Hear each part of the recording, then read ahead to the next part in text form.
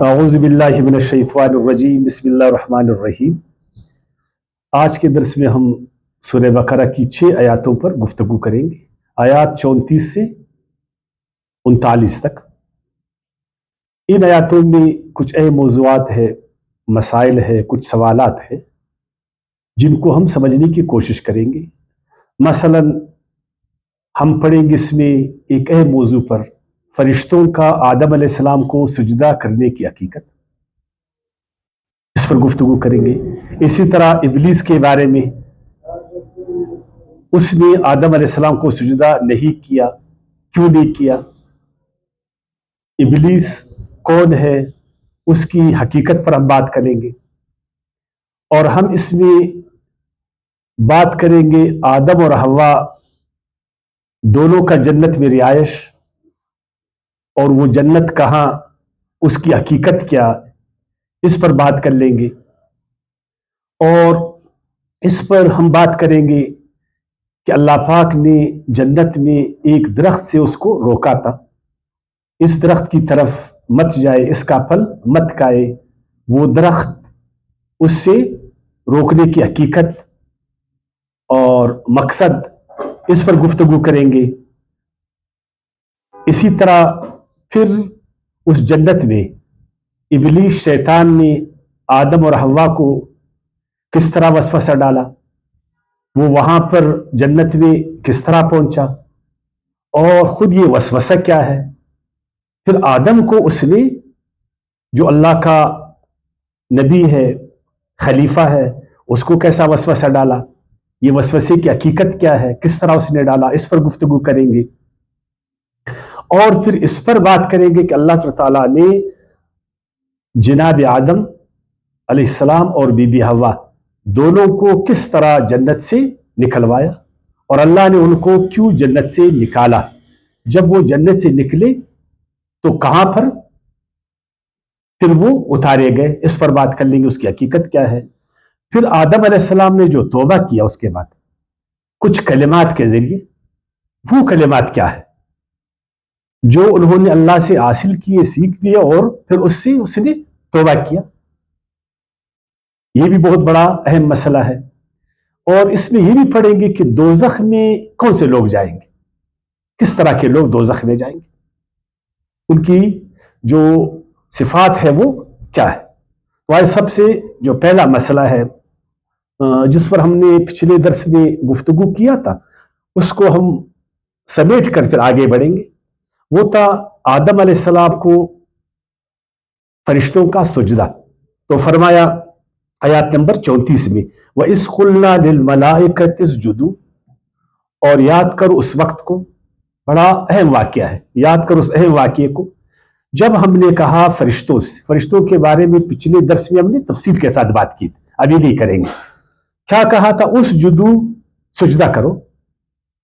ہم نے وہاں بتایا تھا ایک سجدہ وہ ہے جو ہم نماز میں اللہ کے حضور کرتے، اپنا ماتھا جا کر ٹیکتے ہیں، یہ بھی سجدہ ہے۔ ایک سجدہ کا معنی ہے کسی کی محکومیت اور اطاعت میں آنا، اس کی تعظیم کو مان کر، اس کے حکم کو مان کر اس کی اطاعت میں آ جانا، اپنے آپ کو اس کے لیے جھکا دینا،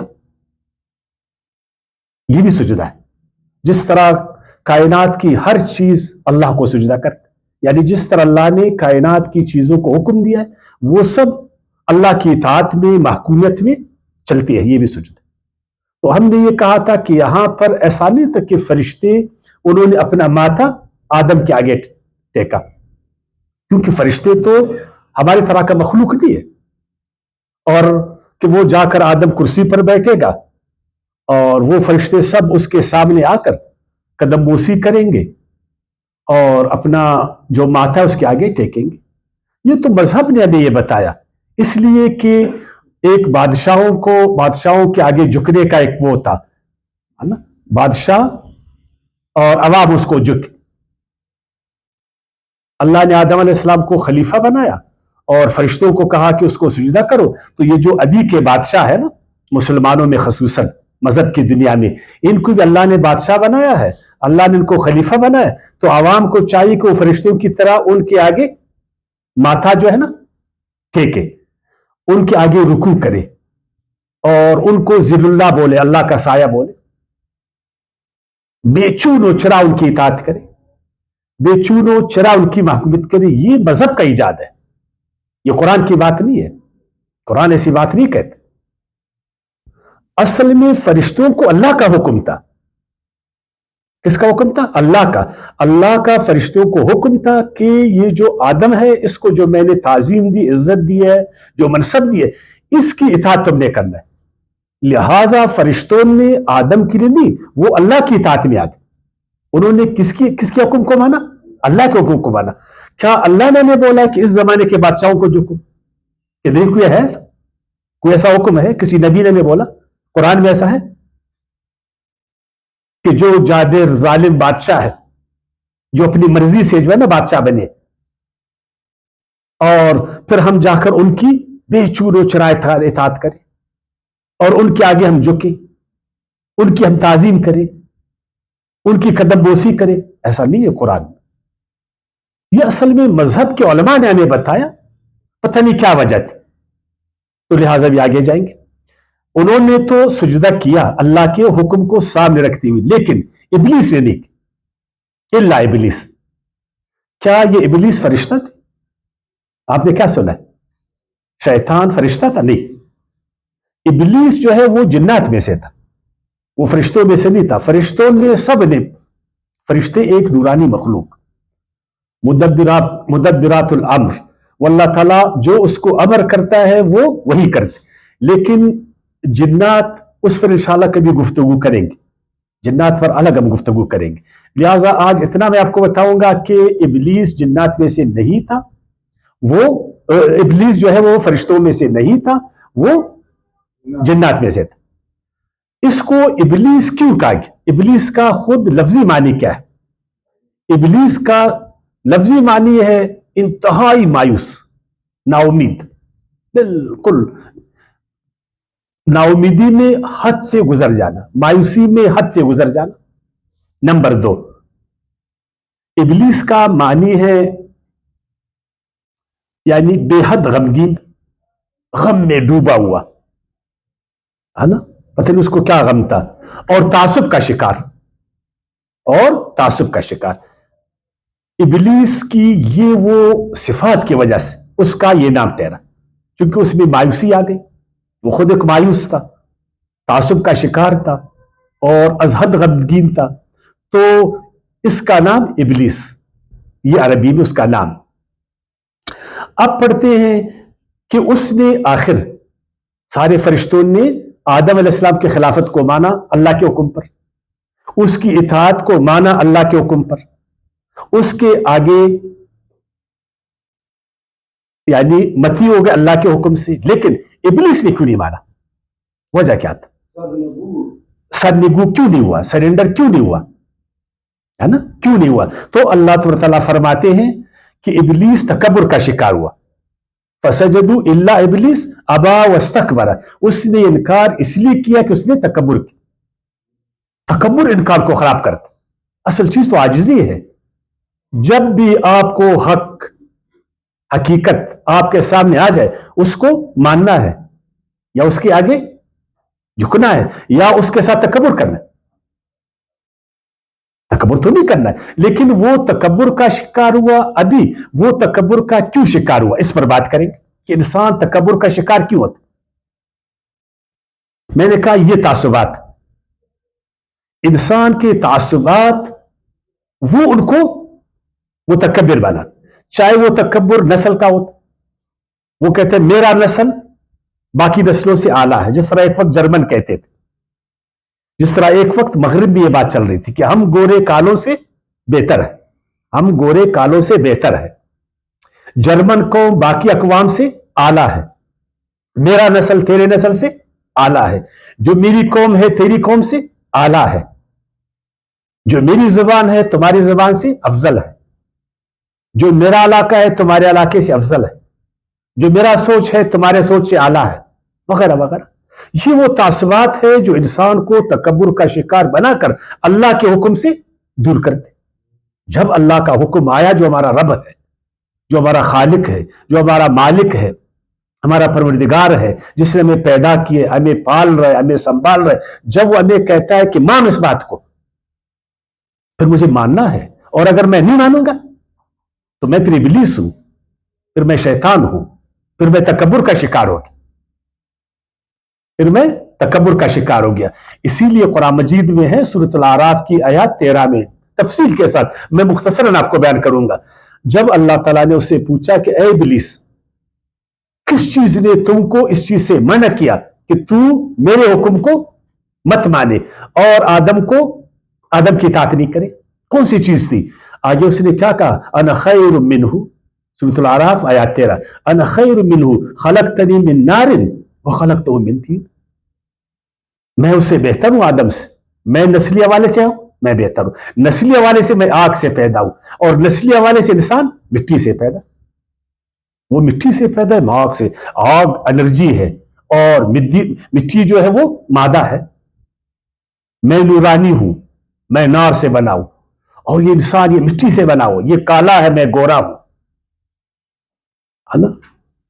میں سفید ہوں، یہ کالا ہے، میں فلان ہوں، میں یہ فلان. اس لیے میں نے نہیں مانا، یہ حق میرا تھا. نعوذ باللہ من ذالک. آج بھی ایسا ہی صورتحال، آج بھی ہم سب تکبر کے شکار ہیں. تو آپ دیکھیں اس نسلی تعصب نے ابھی کہاں پر وہ کی. دیکھیں اللہ تعالیٰ ہم سب کو کہتا ہے نا، خصوصاً مسلمان جتنے انسان ہیں، اللہ ہمیں فرماتا ہے کہ تم لوگوں نے جدھر اطاعت ضروری ہے اس اطاعت کو آپ لوگوں نے بے چورو چرا کرنا. نمبر 1 اللہ کی اطاعت، اس کی شریعت کی اطاعت. اللہ رسول مبعوث فرماتا ہے ان کی اطاعت، دین دیتا ہے ان کی اطاعت. پھر اس کے بعد حکمران ٹھہرتے ہیں، بار بار میں کہتا، پھر آئین بنتے ہیں، قوانین بنتے ہیں، آئین بنتے ہیں، قوانین بنتا ہے. تو اللہ کا امر ہے کہ ان عہد و پیمان کے آگے جھک جاؤ. ان عہد و پیمان کو کالوں نے بنایا، گوروں نے بنایا، کمزوروں نے بنایا، طاقتوروں نے بنایا. جب آئین بن گیا، جب قانون بن گیا، شریعت تو ہے ہی ہے، اب اس کے سامنے سارے جو ہے نا جھک جائے، سب اس کو مان جائے. لیکن جو تعصبات کے شکار، جو اپنے آپ کو طاقتور بولتے، کیا بولتے؟ طاقتور. تو طاقتور بولتے ہیں کہ ہم تو طاقتور ہیں، ہم اس آئین کی اطاعت کیسا کریں، ہم اس آئین کے آگے کیسے جھکیں؟ یہ تو ناک کٹ جائے گا، یہ تو ہمارا ناک کٹ جائے گا، ہم تو طاقتور لوگ ہیں. نہیں، تم طاقتور نہیں ہو، تم شیطان ہو، تم ابلیس ہو. جب اللہ کہتا ہے کہ جو عہد و پیمان تم نے کیا اس عہد و پیمان کے آگے جھک جاؤ، اس کو مان جاؤ. تم اپنے آپ کو قرآن سے اوپر سمجھتے ہو جو اللہ کی کتاب،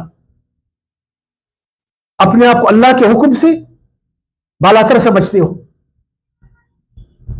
یہ تو شیطانی والی بات آ گئی کہ اللہ مجھے کہے کہ تم نے یہ کرنا ہے اور میں اس کے خلاف کروں.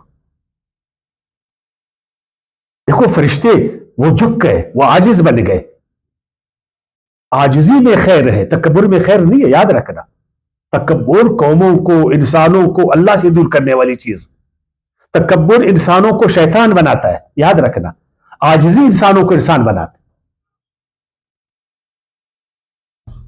اس نے تکبر کیا تو نتیجہ آپ کے سامنے ہے. پھر اس کے بعد وَكَانَ مِنَ الْكَافِرِينَ، اور اس تکبر نے اس کو کافر بنایا. تکبر انسان کو کافر بناتا. دیکھیں یعنی پہلے انسان تعصب کا شکار ہوتا، تعصب اس کو متکبر بناتا ہے. تم سب سے بالاتر ہو، تم سپیریئر ہو، تم سب سے بڑے ہو، تمہارا نسل، تمہاری قوم، تمہاری زبان، تمہارا گروہ. اب اس طرح دنیا میں جو اشرافیہ ہے نا، دنیا میں جو اشرافیہ ہے، خصوصاً ہمارے مسلمان ممالک میں جو اشرافیہ ہے، وہ اپنے آپ کو سپیریئر سمجھتی ہے. اشرافیہ اپنے آپ کو بڑا سمجھتی ہے. وہ آئین کے آگے نہیں جھکتی، وہ قانون کے آگے نہیں جھکتی، وہ شریعت کے آگے نہیں جھکتی. جو ایلیٹ کلاس ہے، جو اشرافیہ ہے، وہ اصل میں چاہتے کہ شریعت ہمارے آگے جو ہے نا جھک جائے.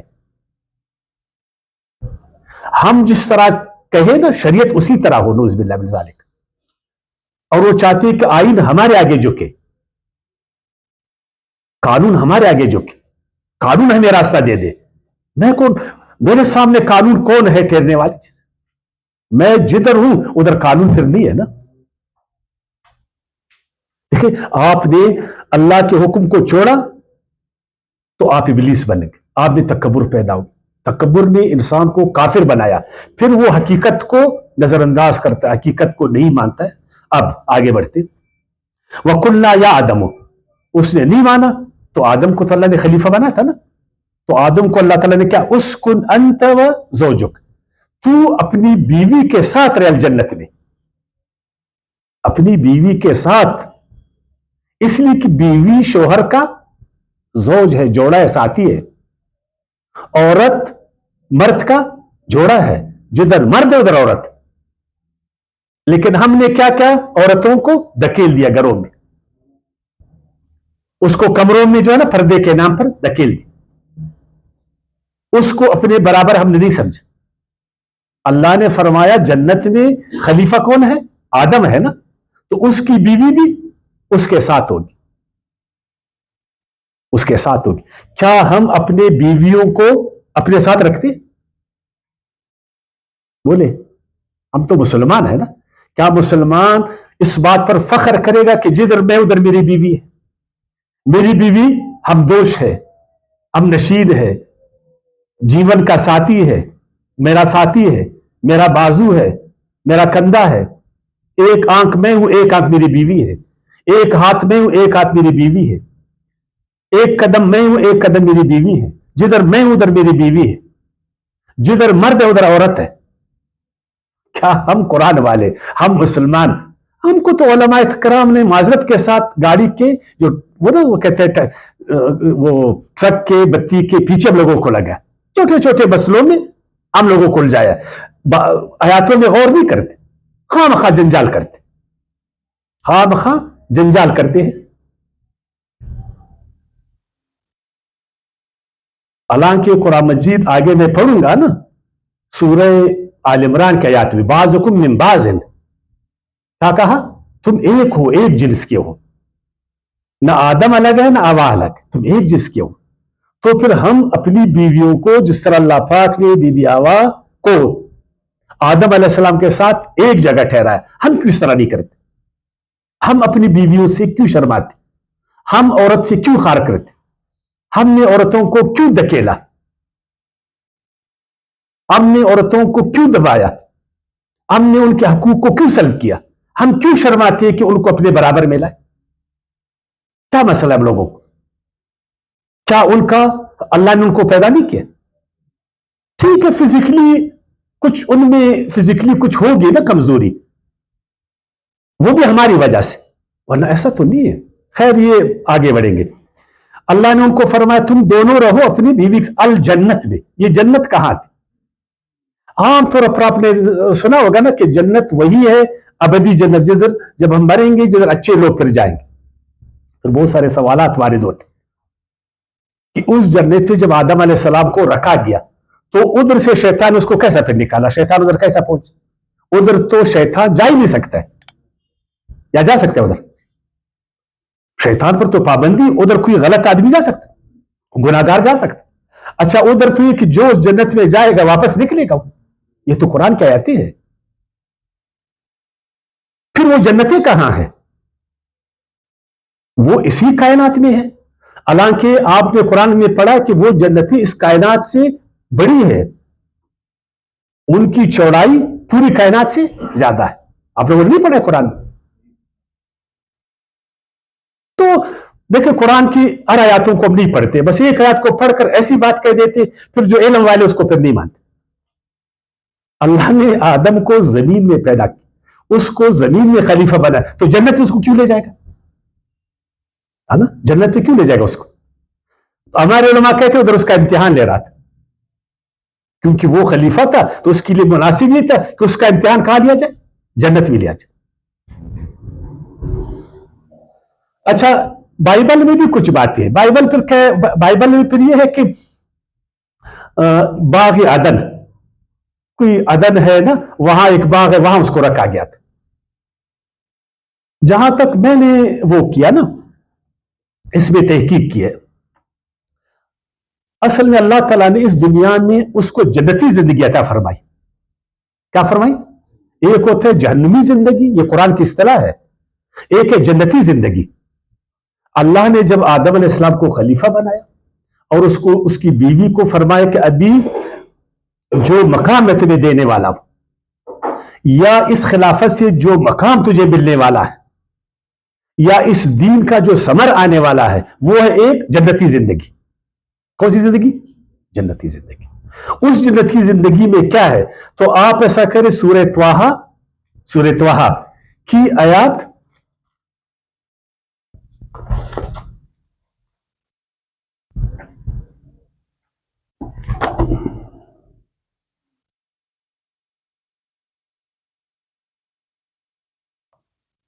ملا آپ لوگوں کو؟ سورہ طٰہٰ کی آیات 118. اللہ نے فرمایا ان لک اللہ تجوع فیہا ولا تعری. اے آدم، جس جنت میں آپ کو ٹھہرا رہا ہوں، جس جنت میں تیری بیوی کے ساتھ تمہیں ٹھہرا رہا ہوں، وہ ایک ایسی جنت جہاں پر بھوک نہیں ہے، جہاں پر ننگ نہیں ہے، ننگاپن.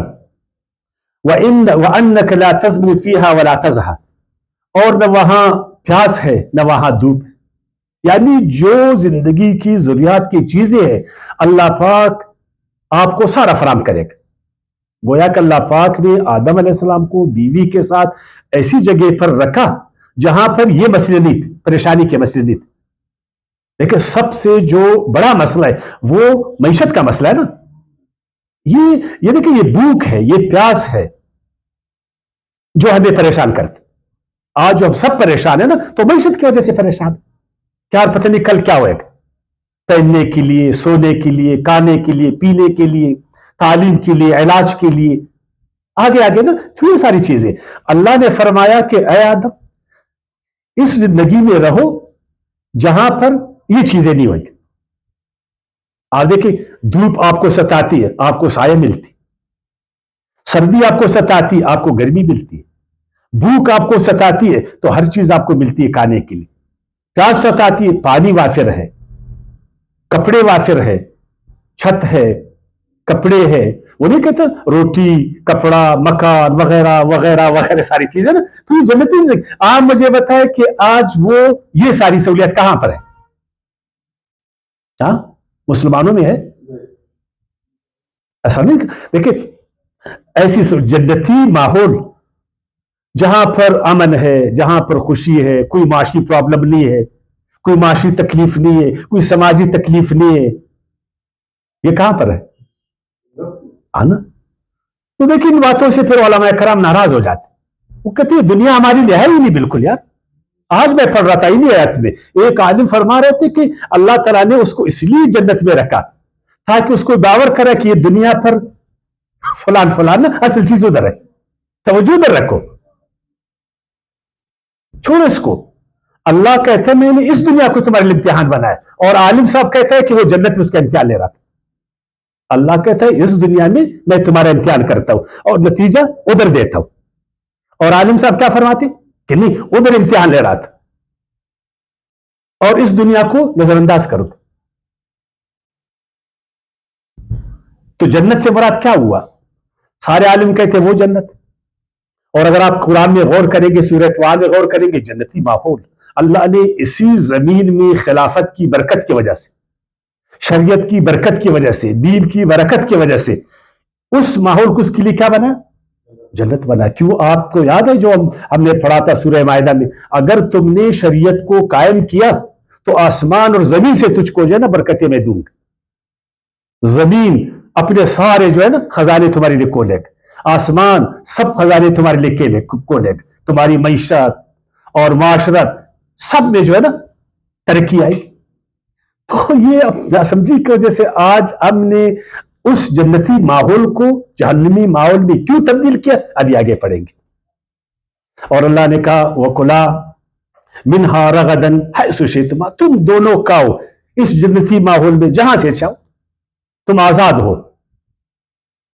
जन्नती माहौल में इंसान आजाद होते और जहन्नमी जिंदगी में इंसान पाबंद होते। तो आज आलम इस्लाम जन्नती माहौल में, जहन्नमी माहौल में, इसलिए कब आजाद नहीं है। हमारी सोचों पर पाबंदी है, हमारी जबान पर पाबंदी है, हमारी सलाहियतों पर पाबंदी है। तमाम आलम इस्लाम में एक तबका अशराफिया को उसी का कब्जा है। तुम्हारे सोचों पर, तुम्हारे ज़हनों पर, तुम्हारे जिस्मों पर, तुम्हारे वसाइल पर, हर चीज की उन जालिमों ने आपकी दुनिया को जहन्नुम बनाया हुआ है, जहन्नुम बना हुआ। हमारी आजादी को उन्होंने छीना है। हम चाहते हैं कि जहां से आप देखिए, आज फिर अजीब बात है, आप यूरोप में जाएंगे तो वो जहां जाएंगे काम कर सकेंगे। इस मुल्क में जाओ, उस मुल्क, आलम इस्लाम में आओ, हर जगह बाढ़ है, हर जगह सरहदात। आप चाहे दूसरे ब्रादर इस्लामी मुल्क में नहीं जा सकते, वो इधर नहीं आ सकते। और इस अशराफिया ने अल्लाह की दुनिया को जो है ना इंसानों पर तंग कर दिया। और अल्लाह चाहता है कि दुनिया में सारे इंसान मिलकर खाए, मिलकर वो कर ले, मेहनत कर ले वगैरह। मिलकर ये नहीं कहा मुझे बोले कि यार कुछ मूली साहब क्या कहने जा रहे, वो कुला मिनहा रगदन ऐशुशितुमा वला तकरबा हाज़ शजर, और मत नजदीक होना तुम दोनों इस शजर के। शजरा क्या थी? गंदुम का दरख्त। अच्छा, गंदुम का दरख्त होता है? हाँ, अभी तक हम लोगों ने ख्याल नहीं किया। गंदुम का दरख्त होता है, पौधा होता है? हम लोगों ने वो दरख्त का गंदुम, अच्छा यार गंदुम हम सब खाते हैं, उसको फिर क्यों रोकते? कहते वो फिर जन्नत को खराब करता था। नुज़बिल्लाह। आप लोगों ने सुना है ना? यार ये कोई बातें जो हम करते, ये ज़ेब देते हमको, यह बातें, ये ज़ेब की बातें। एक पैगंबर, खलीफा, कितना बड़ा मकाम है नबूवत, किस कदर बड़ा मकाम है रिसालत, और हम उसके बारे में इस तरह की बातें करते। तो शजरा क्या है? अच्छा, आप बाइबल को पढ़ेंगे, वो कहते हैं मारिफत का दरख्त। किस चीज का? खैर और शर की पहचान का दरख्त। अगर इस दरख्त के फल से खाओगे तो तुमको हक और बातिल का पहचान होएगा, खैर और शर का पहचान होएगा। तो क्या अल्लाह ताला उसको नौज़ुबिल्लाह अंधा रखना चाहते? दरख्त मत खाओ, नौज़ुबिल्लाह जाहिल रहो। यार जरा अंदाजा कर। देखिए, असली बाइबल को हम मानते हैं, ओरिजिनल बाइबल को, ओरिजिनल तौरेत, ओरिजिनल इंजील पर हमारा ईमान है। लेकिन उन्होंने, उनकी उलमा और पेशवाओं ने जो अपनी गलत बातों को डाला है ना, इन बातों को हम नहीं मानेंगे। अल्लाह किसी को जाहिल रखना चाहता। अभी हम लोग नहीं पढ़ा था कि आदम अलैहिस्सलाम को अल्लाह ने इल्म दिया, इल्मुल अस्मा दिया, इल्मुल बयान दिया, पढ़ा हम लोगों ने कल के दर्स। तो कैसे उसको जो है ना मारिफत से रोकेगा? इल्म का दरख्त और जिंदगी का दरख्त, अगर तुमने इस दरख्त से खाया तो तुम हमेशा जिंदा रहोगे। ऐसा मेवा है जिसको हम खाए और हमेशा हमेशा जिंदा रहे? देखो, हम सबको जवाल है, लाजवाल एक जात है। वो कौन है? हमारा रब है। ऐसा दरख्त क्यों अल्लाह पैदा करेगा जो इंसान को अल्लाह का हम पल्ला बनाए? अल्लाह का हम पल्ला बन सकते, उसका हम सरम बन सकते? ये है मजहबी लोग। देखिए, असल चीज से हम लोगों को रोकते ये लोग, ऐसे ऐसे मानी करते। वो सुकरात सही फरमाया करते थे अपने शागिर्दों कि मेरे बच्चों, हमेशा अल्फाज को सही मानी में इस्तेमाल करो। अगर तुमने अल्फाज को गलत मानी में इस्तेमाल किया तो कौमें से तबाह होती, माशरे से तबाह होती। तुमने जन्नत का तर्जमा क्या किया और शजरा का तर्जमा क्या किया, है ना? तो फिर हम इसी में फंस गए ना, हमारी सुईती में रट गई। अब आगे हम बढ़ेंगे, हम कुरान को फिर समझ सकेंगे, हम इस दुनिया में अल्लाह की नेमतों और रहमतों को पा सकेंगे, अपनी इस जिंदगी को हम जन्नत बना सकेंगे, इस जहन्नमी जिंदगी से पर निकल सकेंगे।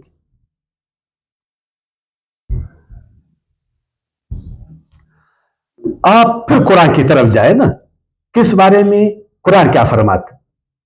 कुरान असल में शजरा, एक तो ये अलामत, अल्लाह ने फरमाया बेशक तू खलीफा हो लेकिन तुम मालिक नहीं हो इस जन्नत का। बेशक जमीन में तुम खलीफा हो लेकिन मालिक नहीं हो, तुम हाकिम हो, बादशाह नहीं हो। تم اللہ کے قانون کے ماتحت ہو. یہ تمہارا حد ہے. یہ درخت کیا ہے؟ یہ علامت. جس طرح ہم قانون بناتے ہیں, جس طرح ہم آئین بناتے ہیں, یہ عوام اور حکمرانوں کے بیچ میں ایک حد ہے کہ ہم سب اس حد میں رہیں گے. چاہے بادشاہ ہے, حاکم ہے, چاہے محکوم ہے, سب نے آئین, سب نے قانون کو ایک درخت سمجھنا ہے, اس کی طرف نہیں جانا ہے, اس کو نہیں توڑنا ہے. خبردار اے آدم, جس چیز سے میں نے تم کو روکا ہے بس یہ حد ہے, تم مالک نہیں ہو. خبردار, اپنے حد میں تم رہنا ہے. اور ہم نے حکمرانوں کے لیے ایک حد آئین میں مقرر کی. ہم نے حکمرانوں کے لیے ایک, اس لیے کہ حاکم طاقتور ہوتا ہے نا. خلیفہ کیا ہوتا ہے؟ طاقتور. اس کے پاس ریاست کی طاقت آتی ہے. تمام ریاست, تمام حکومت کا زور, طاقت حاکم کے ہاتھ میں آتا ہے نا. اگر وہ حد میں نہیں رہے گا, اگر ریاست کی طاقت کو وہ غلط استعمال کرے گا, تو اللہ کے بندوں کی یہ دنیا جہنم نہیں بنے گا. اور اگر وہ حد میں رہے گا تو جنت بنے گا نا. اللہ نے کیا چاہا کہ حاکم جو ہے حد میں رہے, حاکم حد میں رہے, خلیفہ حد میں رہے, تاکہ دنیا جنت بنے. اور اشرافیہ نے, شیطان نے کیا کیا؟ انسان کو بولا نہیں, قانون کو مت مانو, آئین کو مت مانو, بس اسی درخت سے کھاؤ جس اللہ نے تم کو روکے. باقی ہر کتاب کو مانو, لیکن قانون کے کتاب کو مت مانو. ہر کتاب کو مانو, آئین کی کتاب کو مت مانو. ہر کتاب کو مانو, شریعت کی کتاب کو مت مانو. اگر شریعت کی کتاب کے تم آگے جھک گئے, اگر آئین کے کتاب کے آگے جھک گئے, اگر قانون کے کتاب کے آگے جھک گئے, تو یہ دنیا تو جنت بنے گا. اور شیطان نے تو فیصلہ کیا کہ اس کو جہنم اس نے بنانا ہے. اب ہے واپس مسلمانوں کی طرف. ہمارے حکمران آدم علیہ السلام کی طرح کدھر بڑھ رہے؟ تاکہ ہم قانون کو توڑے نا, تاکہ آئین کو ہم توڑے. اللہ نے انہیں روکا ہے, لیکن ہمارے حکمران کوشش کر رہے. پھر جب انہوں نے درخت سے کھایا, پھر کیا ہوا؟ دیکھیں, وہ آدم علیہ السلام خلیفہ ہے, نبی ہے, ایک بڑا اس کا مقام ہے, لیکن اس نے غلطی سے, قصدن نہیں, غلطی سے, کیونکہ اللہ کے نبی جو ہے نا غلط کام نہیں کرتے, وہ معصوم ہے گناہوں سے. سہون اس نے جو ہے نا اس قانون کو, یعنی جس سے اللہ تعالیٰ اس کو روکا تھا, اس سے وہ نہیں روکا. تو اللہ نے اس کو تخت سے نیچے کیا نہیں کیا کہ نہیں ابھی تم خلافت کا حقدار نہیں ٹھہرے. کیونکہ خلیفہ کے لیے شرط ہے, حاکم کے لیے, کہ وہ آئین کا پابند ہوئے گا, وہ قانون کا پابند ہوگا, وہ شریعت کا پابند ہوگا. اور اگر نہیں ہوگا نا تو اس کو تخت سے نیچے جو ہے نا اللہ تعالیٰ اتارتا ہے, اور اللہ کے بندے بھی اس کو اتارتے. اگر وہ اللہ کے بندے ہو نا, اگر وہ کس کے بندے ہو, اور اگر وہ شیطان کے بندے, تو وہ تو اسی کو بٹھائیں گے جو قانون کو توڑے گا. شیطان کے بندے تو اسی کو بٹھاتے ہیں جو آئین کو توڑے گا, جو شریعت کو توڑے گا. معذرت کے ساتھ اشارہ ایک طرف نہیں ہے. ہم قرآن پڑھنے والے لوگ, ہمارا نظر تھن نہیں ہے. ہم تمام دنیا میں ایسے ہی سمجھتے, پوری دنیا میں جو بھی قانون کو توڑے گا اس کے حکمران, اس کے زورور لوگ, ٹھیک ہے نا, وہاں پر خیر آپ نہیں دیکھو گے. اب جب اللہ نے اس کو کہا قانون کو مت توڑو, اس حد سے آگے مت بڑھو, میرے اور آپ کے بیچ میں یہ حد ہے, میں مالک ہوں, تم کیا ہو آدم, تم خلیفہ ہو. خلیفہ مالک نہیں ہوتا ہے. خلیفہ مالک کے قانون کو نہیں توڑتا ہے. خبردار, فتکونا من الظالمین, ورنہ پھر تم ظالم بن جاؤ گے. وہ حکمران ظالم ہے جو شجرہ سے کھاتے ہیں. شجرہ کیا؟ اللہ کا قانون, وہ قانون جو اللہ کے بندوں نے شریعت کے موافق خود بنایا ہوا ہے. اللہ کے شریعت کے مطابق انہوں نے ایک آئین, انہوں نے قانون بنا, جس طرح ہمارا قانون شریعت کے مطابق ہے نا. جب شریعت کے مطابق, پھر اس کو توڑنا, شریعت کو توڑنا ہے. اگر آئین مسلمانوں کا پوری دنیا میں قرآن کی روشنی میں ہے نا, شریعت کی روشنی میں ہے, اور اگر مسلمان حکمران اس کو توڑیں گے تو اس کا مطلب ہے کہ وہ شریعت کو نہیں مانتے, وہ ظالم ہے. پھر وہ عادل نہیں ہے. عادل حکمران ہمیشہ قانون کی پاسداری کرتے جس طرح خلفائے راشدین نے کیا. کیا نہیں کیا کہ ہم قرآن کے تابع، ہم شریعت کے تابع ہیں، ہم ان میثاق عہود کو مانیں گے جو ہمارے اور رعایا کے بیچ میں طے ہے. ہم ان سے آگے نہیں نکلیں گے. ہم ایک ایک چیز کا جواب دیں. وہ اپنے آپ کو جوابیں سمجھتے تھے. کیا آج عالم اسلام کے حکمران ایسے ہیں؟ تو فرمایا تم ظالم ہو جاؤ گے، لیکن ہم نے ان کو عادل بنایا ہوا. وہ ظالم ہے. آج کہاں کے حکمران آئین قانون کے پابند، ترقیافتہ دنیا کے لوگ آپ دیکھیں، اس کا فائدہ دیکھ. جب انہوں نے سمجھے نہ سمجھے، قرآن پڑھا نہیں پڑھا، اپنے عقل و شعور سے اس بات کو سمجھا اگر ہم حکمران زوراور لوگ آئین اور قانون کی پابندی کریں گے تو کمزور بھی کریں گے، تو پھر اعتماد بڑھ جائے گا، معاشرے میں بھروسہ بڑھ جائے گا، مساوات آئے گی، آزادیاں آئیں گی، تو معاشرہ ترقی کرے گی. لیکن ہمارے ہاں ایسا سوچا نہیں گیا. ہمارے ایسا نہیں سوچا گیا اور ہم ظالم ٹھہرے. ہم نے انسانوں کا بھی حق تلف کیا. ہم نے انسانوں پر ناجائز حکمرانی زور سے، زبردستی سے جو ہے نا نافذ کیا. اور ہم نے اللہ کا بھی حق توڑا، جو اللہ نے ہمیں کہا تھا کہ قانون کو مت توڑو. اور اپنا بھی حق ہم نے توڑا. کل ہم جہنم میں جائیں گے جب اللہ ہم سے پوچھے گا تم کون تھے میرے بندوں پر راج کرنے والا؟ تو کون تھے تم خدا تھے؟ تم مالک تھے؟ کیوں حد حدود کو تم نے پار کیا؟ بے شک تم زوراور تھے، ریاست کی زور آپ کے ساتھ تھی، حکومت کی زور آپ کے ساتھ تھی، لیکن تم اللہ سے زوراور تھے. کیوں اپنے آپ کو جہنم میں ہمارے حکمران ڈالتے شیطان کے وسوسوں میں آ کر؟ کیوں ہماری زندگی کو جہنم بناتے؟ سوچنے کی بات. فَأَذَلَّهُمَ الشَّيْطَانُ، جب شیطان نے دیکھا نا کہ اس چیز سے اللہ سخت ناراض ہوئے گا کہ خلیفہ قانون کو توڑے، اس درخت سے کھائے، سخت ناراض ہوئے گا نا، تو اس کو نیچے اتارے گا. پھر وہ خلافت کی تخت سے نیچے اترے گا، بس وہ اس کے پیچھے، شیطان اس کے پیچھے پڑ گیا کہ میں نے بھی انسان کو نہیں چھوڑنا کہ وہ قانون کی پابندی کرے، وہ آئین کی پابندی کرے، وہ شریعت کی پابندی کرے. کیوں؟ اگر کرے گا تو وہ اللہ کے نزدیک خلیفہ ٹھہرے گا نا. اور خلیفہ کا کتنا بڑا درجہ ہے، کتنا بڑا درجہ ہے. وہ مسلمانوں کے ہاں خلیفہ ٹھہرے گا، اس سے جو ہے نا اس کو عزت اور تعظیم ملے گا. آج بھی خلفائے راشدین کا نام پورے عالم اسلام میں ستاروں کی طرح چمک رہا نہیں چمک رہا ہے؟ کیوں چمک رہا ہے؟ قانون کے دائرے میں تھے. اس کے بعد کیوں ایسا نہیں ہوا سوائے چند ایک؟ تو اب شیطان کو یہ چیز اچھا نہیں لگا، اس کے پیچھے پڑ گیا کہ کسی نہ کسی طرح اس کو میں ورغلاؤں اور وہ اس قانون کو توڑے، اس درخت سے کھائے، اس درخت کی طرف جائے. تو اس نے اس کو وسوسہ ڈالا، ورغلایا اس کو. ورغلانا، حقیقت سے ہٹانا، خیر خواہ بن کر ترغیب دینا، لالچ اس کو دکھانا.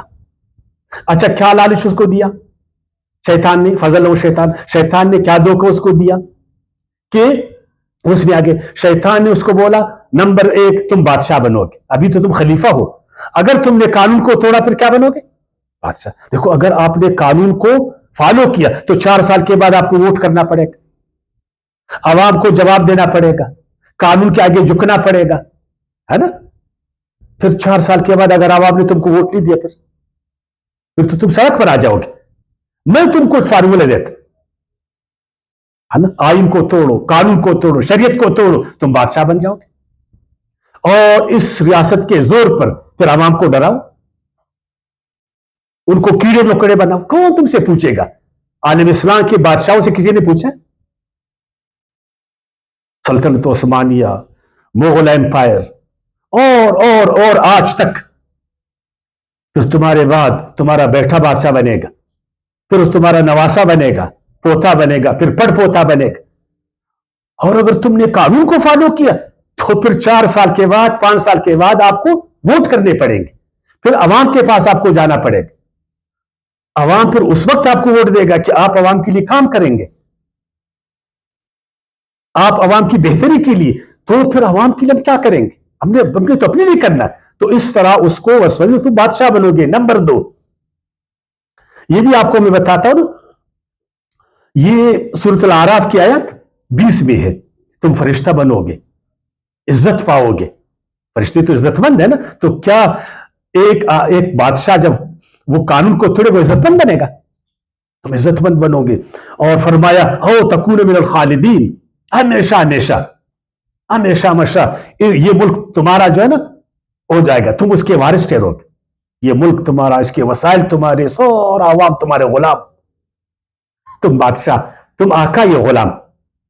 یا اس طرح سورۃ طٰہٰ کی آیات 120 میں وَمُلْكٍ لَا يَبْلَى، ایسی بادشاہی تم کو ملے گی جو تم قانون کو توڑو گے نا، آئین کو توڑو گے، جس کو ختم ہونا نہیں ہے بالکل۔ تمام ریاست، اس کا زور تمہارے ہاتھ میں آ جائے گا، ہر طرف تمہارے اس کا جو ہے نا ڈنکا بجے گا۔ پھر فرمایا فَأَزَلَّهُمَا الشَّيْطَانُ عَنْهَا فَأَخْرَجَهُمَا مِمَّا كَانَا فِيهِ، پھر اس طرح وہ شیطان کے کہے میں آ گیا نا کہ واقعی میں بادشاہ بنوں گا۔ تو اب انجام کو بھی دیکھو اللہ کے نزدیک نا، اللہ نے اس کو کرسی سے کیا کیا؟ اتار دی۔ اس کرسی پر خلیفہ بیٹھے گا، بادشاہ نہیں بیٹھے گا۔ ایک بادشاہ اللہ ہے۔ بادشاہ کون ہے؟ اللہ ہے۔ یہ اور بات ہے کہ اس وقت عالم اسلام شرک کا شکار ہے کہ انہوں نے اپنے جیسے انسانوں کو بادشاہ بنایا، اپنے جیسے انسانوں کو انہوں نے بادشاہ بنایا، اور ان کی اطاعت اس طرح کرنے لگے جس طرح اللہ کی اطاعت ہے، بے چونو چرا۔ بے چونو چرا اطاعت کس کی؟ اللہ کی ہے۔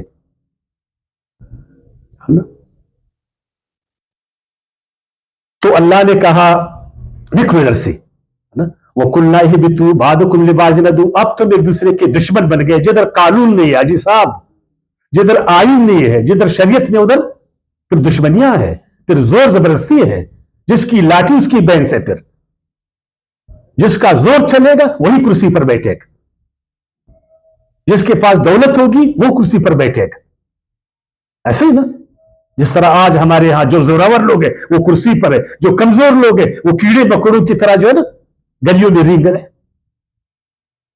جو طاقتور ہے اپنے آپ کو آج خدا بناتا، جو کمزور ہے وہ غلام ہے۔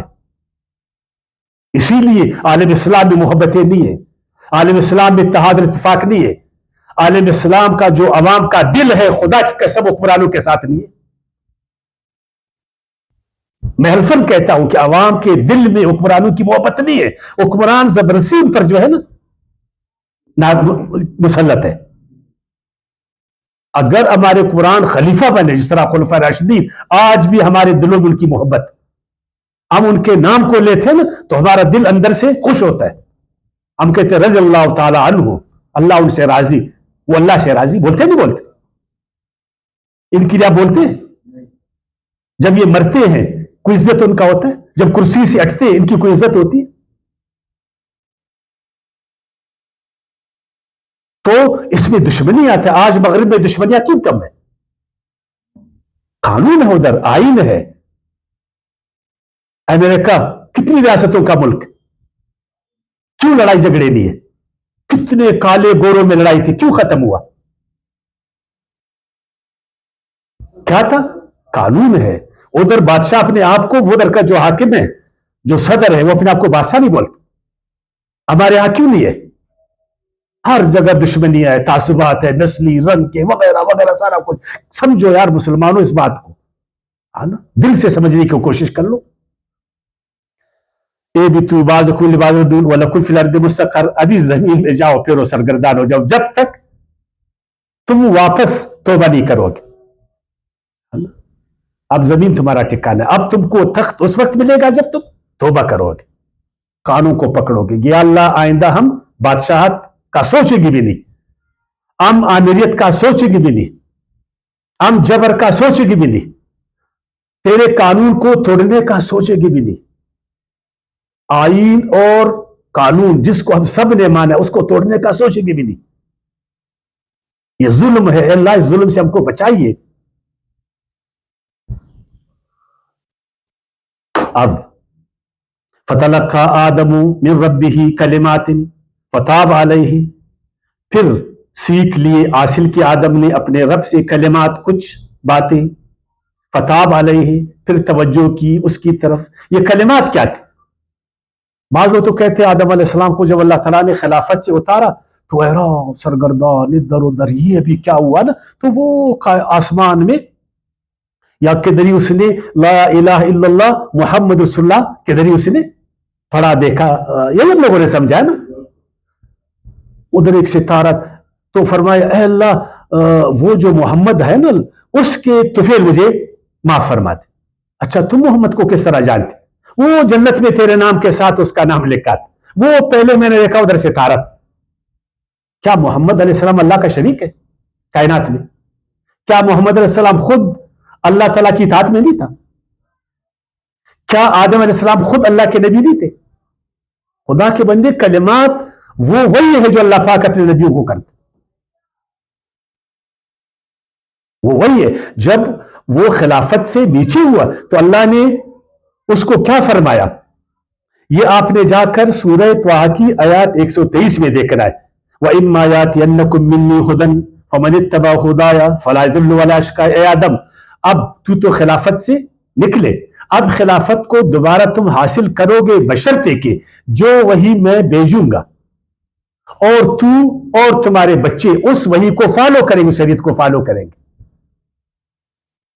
اپنے آپ کو دوبارہ بادشاہ نہیں بولیں گے، اپنے آپ کو خلیفہ بولیں گے، میرے بندوں کو غلام نہیں بنائیں گے، میرے بندوں کے پر جبر نہیں کریں گے، اس کی مرضی کے بنا حکمرانی نہیں کریں گے، اور جو شریعت کہے گی وہی اس پر چلیں گے، تو دوبارہ اللہ تعالیٰ تم کو مشقت سے نکالے گا۔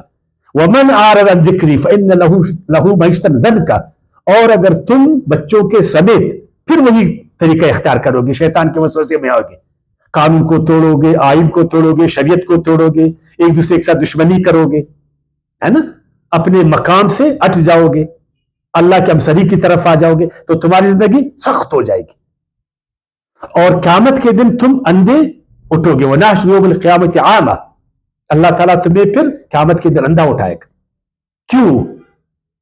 کیوں تم اللہ کی صفت میں اپنے آپ کو تم نے شریک، تم تو خلیفہ تھے، ہے نا، چور دروازے سے، زور دروازے سے، ہے نا، تم نے جو ہے نا میرے بندوں پر قبضہ کیسا کیا، کیسے مسلط ہو گئے، وغیرہ وغیرہ سارا کچھ، ہے نا۔ اب آتے پھر اس نے کیا، فتاب علیہ انہ تواب الرحیم، پھر اس نے توبہ کی، اور بے شک اللہ تعالیٰ بڑا مہربان ہے توبہ کرنے۔ یہ توبہ کیا ہے؟ ہمارے علماء تو کہتے ہیں بس آنت کے گناہ کرو پھر آنتوں کو دھو لو، یہ توبہ ہے۔ چہرے کا گناہ کرو، چہرے کو دھو لو، یہ توبہ ہے۔ جاؤ سارا دن گناہ کرو، آؤ مسجد میں نماز پڑھو، یہ توبہ ہے۔ پوری عمر گناہ کرو، حج پر جاؤ، یہ توبہ ہے۔ انسانوں کا حق کھاؤ پھر انسانوں کے ساتھ ہاتھ ملاؤ، یہ توبہ ہے۔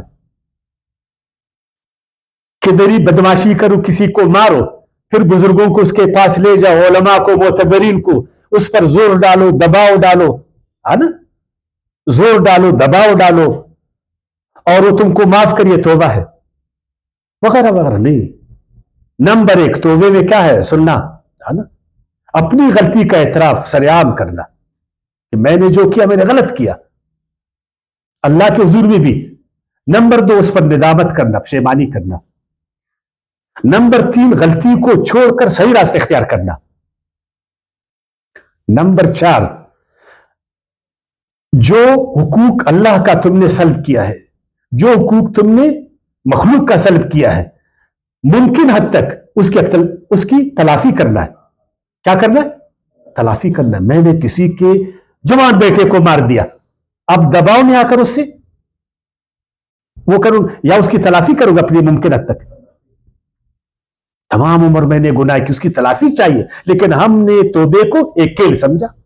ہاں ضرور اللہ تعالیٰ انسانوں کو مایوس نہیں کرتا، اللہ انسانوں کو مایوس نہیں کرتا کہ میرے دروازے بند، نہیں، اللہ تعالیٰ رحمان ہے، اللہ تعالیٰ مہربان ہے، وہ رحیم ہے، کسی پر بھی اللہ کے دروازے بند نہیں، لیکن مشروط طریقے سے، اس کا دروازہ کھولے گا، اس کی ایک چابی ہوگی، اس کا ایک طریقہ ہوئے گا. اور اگر تم کہتے ہو کہ اللہ رحمان اور رحیم ہے اور اس کے رحم سے تم ناجائز فائدہ اٹھاتے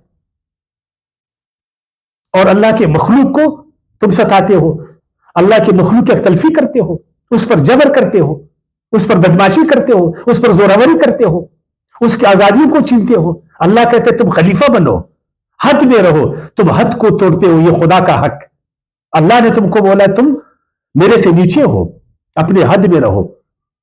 تم نے حد کو توڑا، اللہ کا حق تم نے مارا، اس کے حکم کو توڑا. اللہ نے فرمایا یہ خلافت سب کا مشترکہ ہے، کسی کا باپ کا میراث نہیں ہے، ایک خاندان کا نہیں ہے، ایک نسل کا نہیں ہے، ایک قوم کا نہیں ہے، یہ سب کا ہے.